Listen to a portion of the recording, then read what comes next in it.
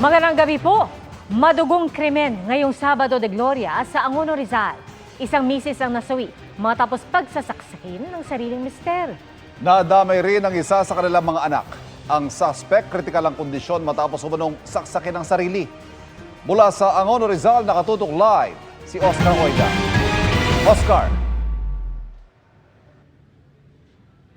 Yes, Ivan, Pia, isang malagim na Sabado de Gloria ang gumising sa mga taga-Angono, Rizal ngayong araw.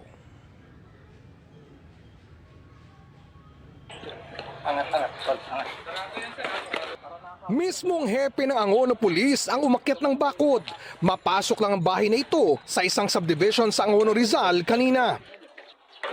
Tahimik ang lugar ng kanilang mapasok. Nang mapasok ang silid, tumambad sa kanila ang isang babaeng wala ng buhay. Ang itinuturong salarin, ang padre de pamilya na natagpo ang duguan sa banyo. Nabawi sa lugar ang isang kitchen knife na pinaniniwalaang ginamit sa krimen. Yung suspect ay naka-lie sa bathroom with a wound on the abdomen. Labas yung kanyang bituka. At yung wife nung suspect ay in bloodbath na nakahiga rin doon sa floor ng kwarto. Kritikal naman ang kondisyon ng anak nilang edad 15. Ang kapatid niyang edad 12, ligtas na nakalabas ng bahay ng walang sugat. Di man sinaksak siya ng tatay niya.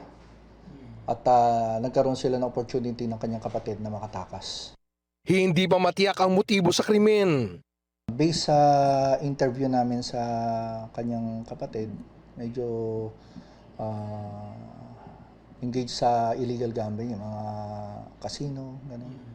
So, baka yun ang dahilan, kaya medyo nalubog din siguro sa utang. Kaya minsan yun na naging dahilan, kaya naging kakaroon ng ganyan depression or ganyan pag-iisip ang ating mga suspects. But we're still investigating the case. Naharap sa reklamong parricide, frustrated parricide at attempted parricide ang suspect na nananatiling kritikal ang kalagayan sa isang ospital.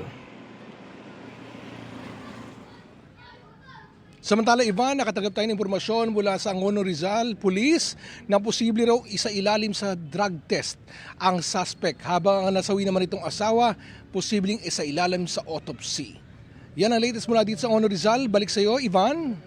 Maraming salamat, Oscar Oida.